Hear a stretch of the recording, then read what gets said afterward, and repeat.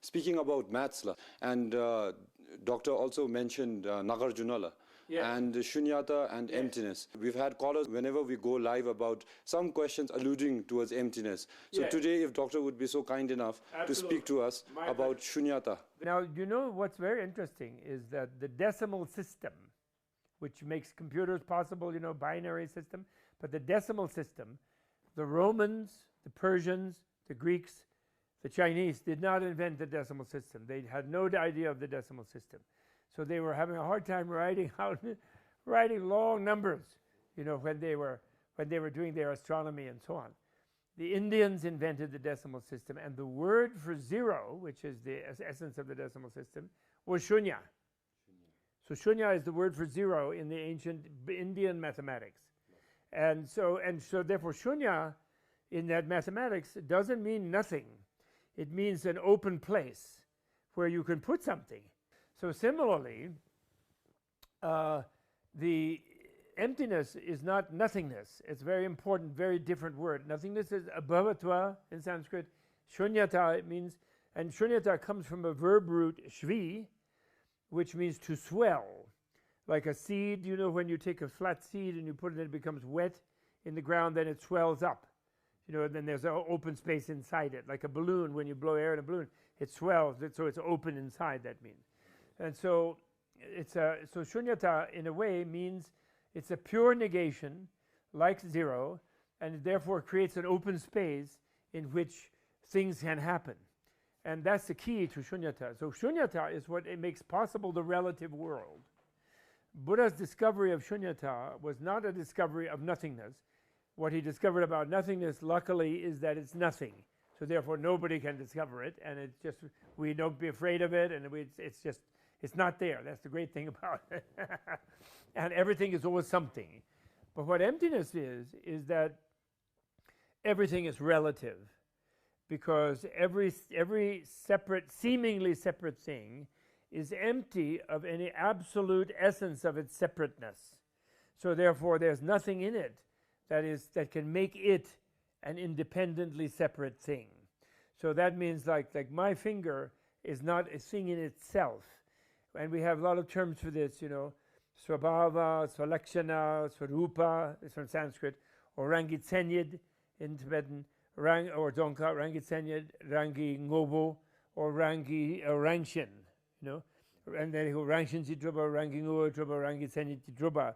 And these are different levels of the false idea that each thing has a substance in it that makes it sort of what it is out of itself, rather than it is what it is only by its relationships to things, which themselves are not anything in themselves, but in relationship they work. So, you know, Buddha preceded Einstein by 2,550 years in the theory of relativity, in that he discovered relativity.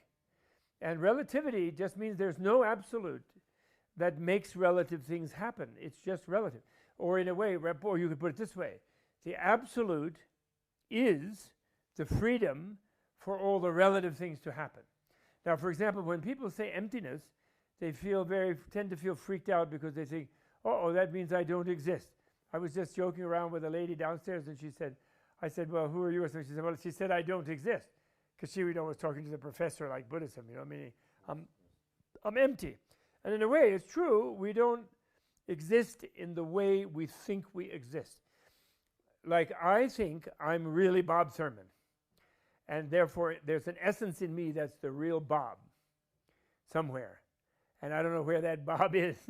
Maybe it's like on some neuron in my brain, maybe it's in my heart, maybe there's a little mini me, a micro me in an atom somewhere in my heart center or something like that.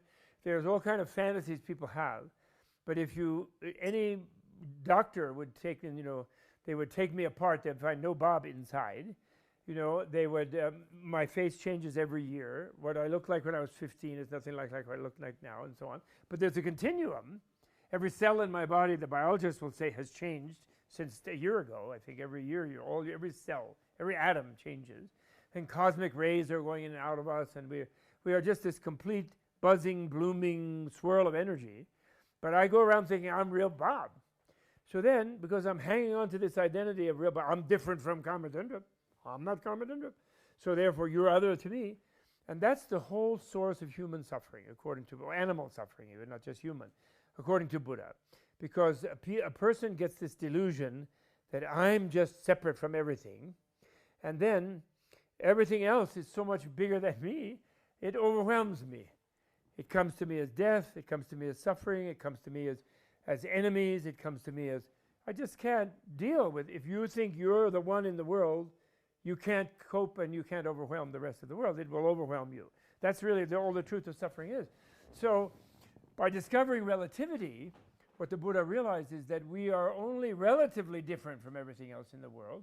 We a little bit connect to everything else, and therefore we're not against the rest of the world, and it is not against us. We can interact harmoniously and so forth. Do you know what I mean?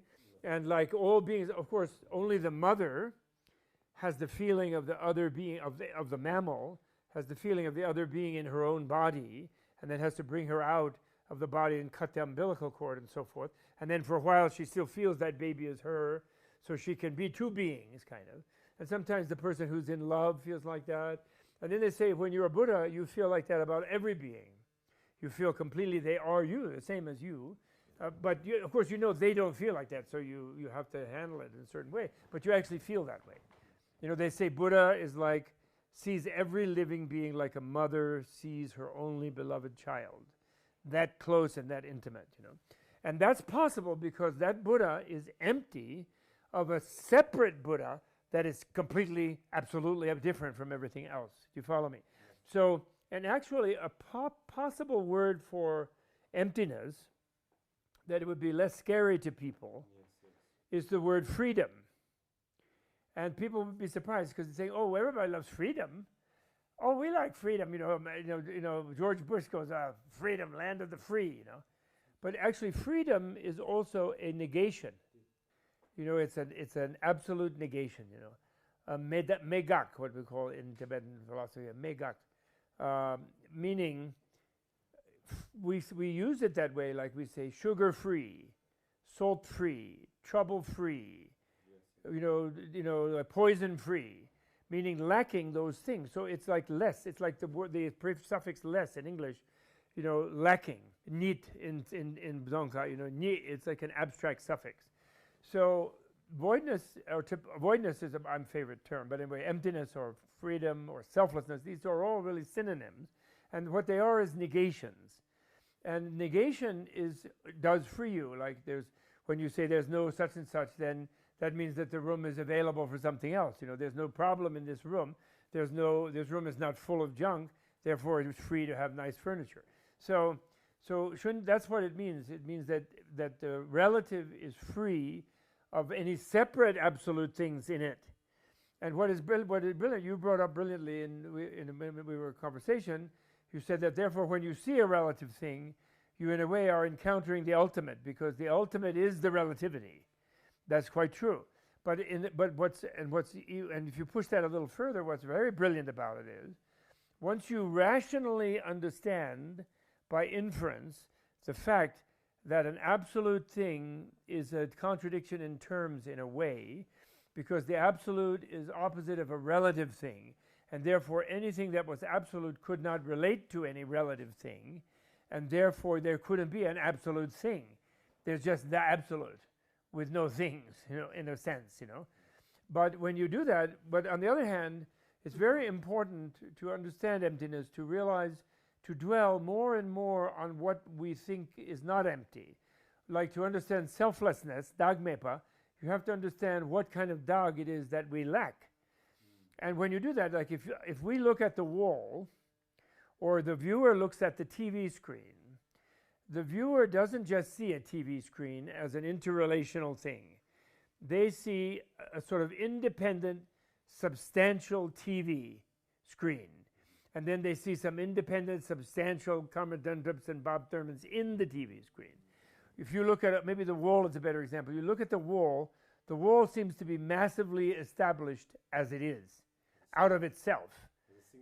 There's a wonderful expression that what are called sociologists of knowledge have. They say things have within them the appearance of a massive facticity.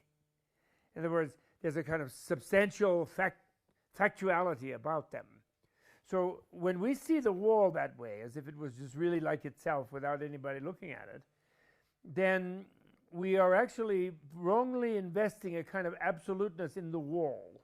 So we sort of project into it a wall absolute, a wall thing in itself. The fact that even we make the error, though, by that, if once we know about relativity and emptiness, we realize, but wait, I am making the error of seeing a seemingly substantial wall, which is really only a relative wall. But the fact that I make the error means that I'm relating to it.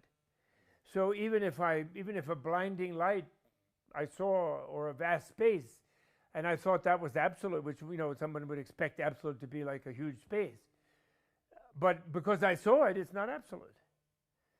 So just because I experience it, if God even came and said, I'm God, and like, go see Pharaoh, or go do this, or like whatever, and and then I would say, well, who are you? He said, well, I'm absolute God. And I'll say, well, if you're absolute God, I wouldn't be listening to you.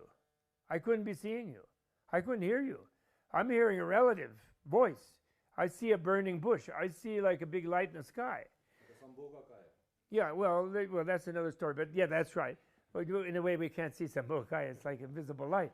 But I'm just saying, this issue of understanding about the relative and the absolute, which then leads us to an understanding of the ultimate non-duality, which is what shunyata is very, very important. Because, why is it important? When I realize that all things are related, then my sense of connection to them expands and expands. By dwelling, more I reflect on it, the more I meditate on that, I feel more and more connected to everything. And the more I feel connected to everything, the more I can identify with the feelings of other beings, especially. I mean, it's harder to identify with the wood or with the wall, but I identify with the feelings of other beings.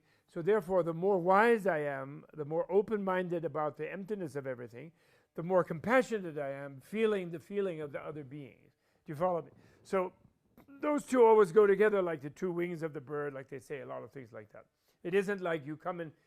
It's a very big mistake to think that emptiness means nothingness, and therefore nothing matters. That's absolutely wrong. Everything matters in emptiness because we're infinitely related. It's like the Guru Padmasambhava is said to have said that my view is as wide as the sky, but my respect for action is as fine as the flower. That's perfect.